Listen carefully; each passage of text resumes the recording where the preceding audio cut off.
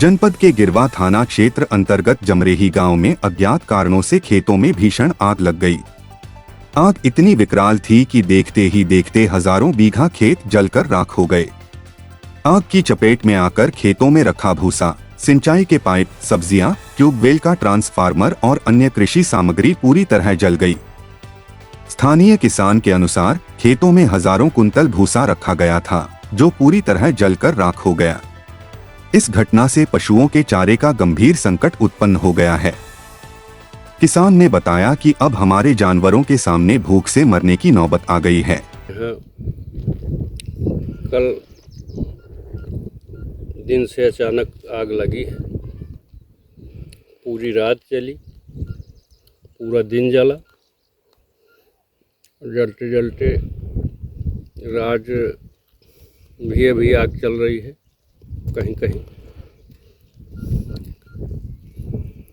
हमारा यहाँ भूसा भी पड़ा था, पाइप पड़े थे, बोर ट्यूबवेल था, ट्यूबवेल में ट्रांसफार्मर जला, पाइप जल गए, पशु पक्षी जले और जानवर तमाम सियार और ये रहे सब जल गए। सब्जी लगी थी, सब्जी भी जली, प्याज जल गई। आग लगने का कारण प्राथमिक तौर पर बिजली के शॉर्ट सर्किट को बताया जा रहा है। हालांकि अभी तक किसी भी सरकारी अधिकारी ने मौके पर पहुंचकर न तो कोई जांच की है और न ही किसी प्रकार की सहायता मुहैया कराई गई है। इससे किसानों में गहरा आक्रोश व्याप्त है। लाखों का से ज़्यादा का नुकसान हुआ हमारा। न यहाँ कोई अधिकारी आया, न यहाँ अभी तक कोई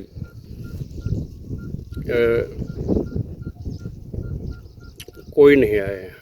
कोई नहीं आया। क्या लग रहा है आग कैसे लगी होगी? आग का कारण समझ में नहीं आया।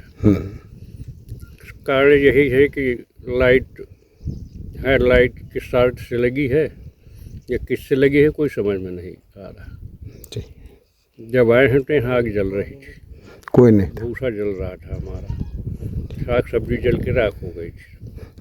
अब किस तरह से परेशानी होगी आपको? परेशानी तो है ही है, जानवर भूखे मरेंगे हमारे। जानवर भैंस गाय ये रखे हैं, इनके लिए कोई चारा नहीं बचा।